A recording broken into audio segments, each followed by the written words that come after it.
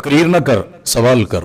یہ امیر شہر میرے کراچی ایک صحافی کے سوال پر جس نے کہا کہ اللہ کی عدالت لگے گی اور اللہ کو آپ کو جواب دینا پڑے گا، وہ کہتا کس کا جواب؟ تقریر نہ کر، سوال کر۔ وہ صحیح کہہ رہا تھا۔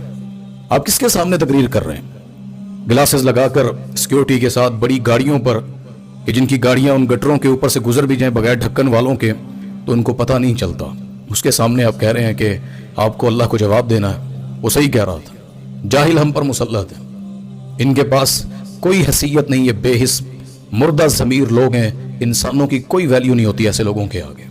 ملک کے ایک کونے سے یہ جہاں پہ حاکم ہے اس کی حالت یہ ہے، اور دوسری طرف وہ پہاڑی علاقہ جہاں 14 لوگ بزرگ، ایک ماں لاٹھی پکڑ کر، باپ کندھے پر بچوں کو اٹھا کر جہاں بچانے کی کوشش کر، آنکھوں کے سامنے 15-16 لوگ 2 گھنٹے تک تڑپ تڑپ کر مرتے ہوئے جا رہے ہیں۔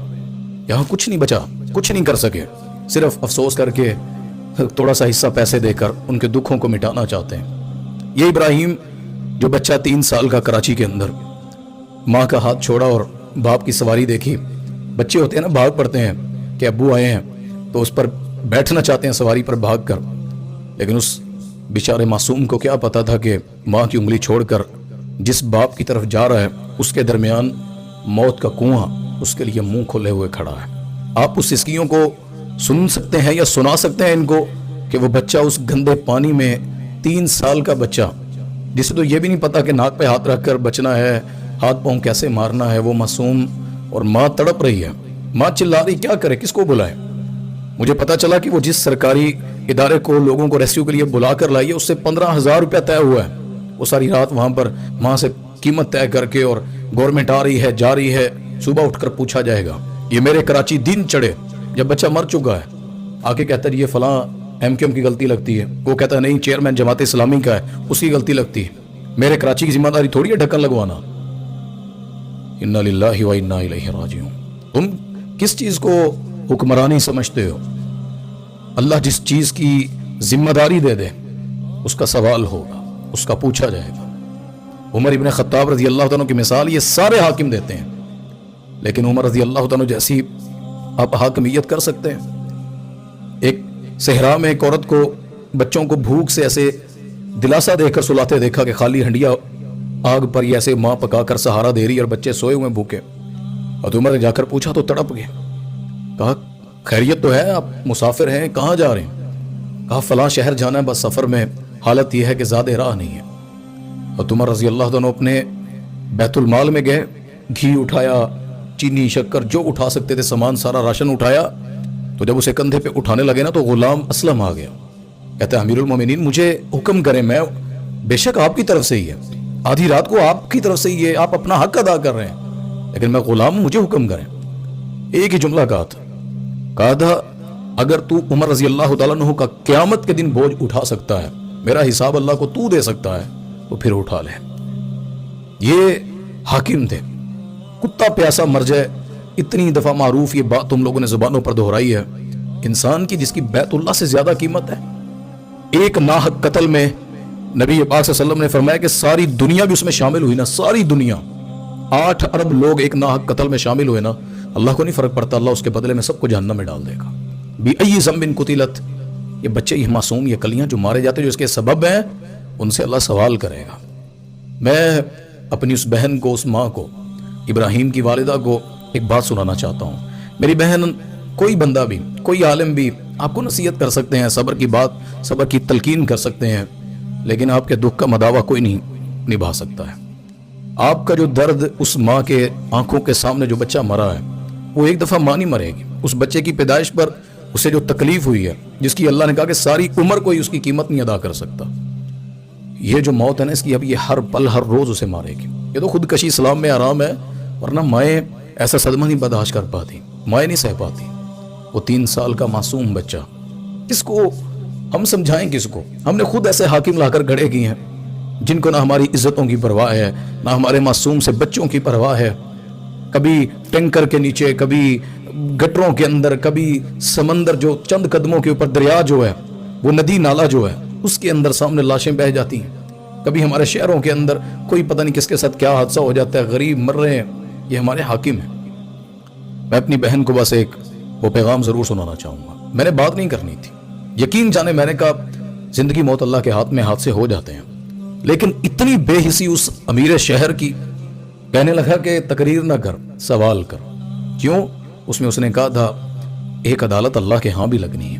آپ صرف سندھ ہائی کورٹ کو جواب دے نہیں ہیں, آپ صرف وفاق کو جواب دے نہیں ہیں, وزیر اعظم کو, آپ اللہ کو جواب دیں. آپ کا وزیر اعظم بھی اللہ کو جواب دے. اللہ تعالیٰ اس بہن کو صبر دے.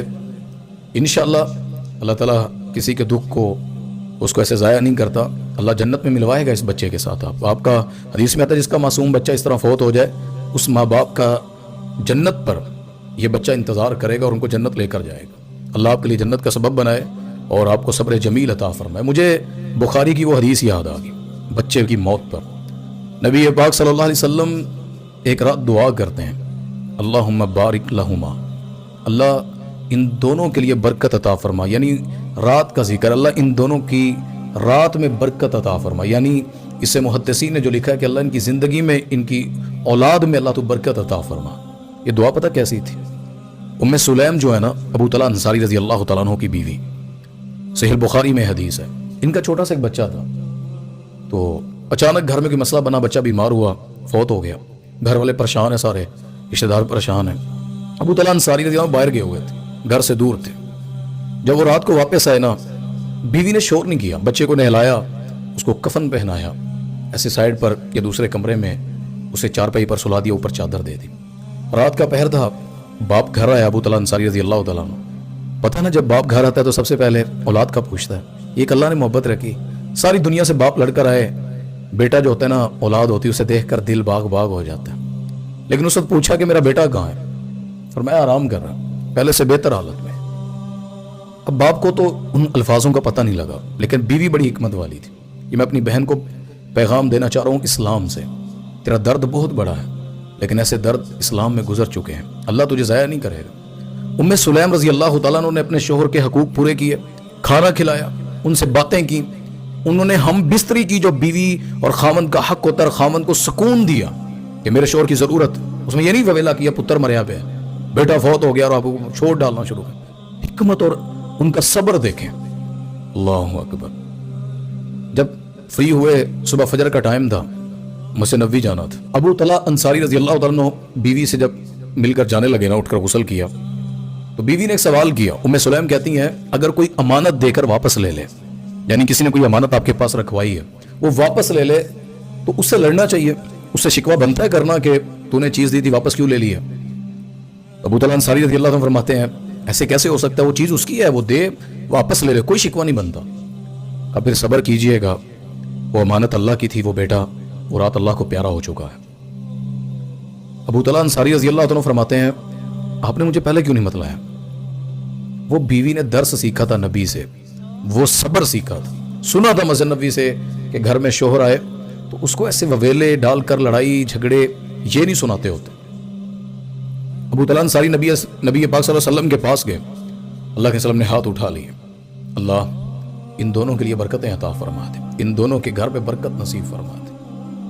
اللہ تعالیٰ نے ان کو بیٹا عبداللہ دیا, اس بچے کے بعد اللہ نے اور بیٹا دیا, پھر اس میں سے اللہ نے مزید اللہ نے بچے عطا فرمائے, 9 یا 12 بچے. اللہ تعالیٰ نے آگے بیٹے کو بیٹے عطا کیے, پوتے عطا کیے, تو وہ 9 کے 9 حافظ قرآن تھے. یعنی زبانی اللہ کا قرآن ان کو آتا تھا, وہ انہی کی اولاد میں سے تھے. دیکھیں اللہ صبر کا پھل کیسا دیتا ہے, نبی بھی راضی, اللہ بھی راضی, جنت میں بھی ملوائے گا. اور اس صبر کا مداوع صرف اللہ ہی کر سکتا ہے, انسان کیا کر سکتا ہے. تو میرے پاس یہی الفاظ تھے کہ میری بہن اللہ آپ کے لیے بھی نیک اولاد مزید لکھ دے اور اس پر صبر دے, اور جنت کے دروازے پر آپ کی اولاد آپ کے لیے انتظار کرے.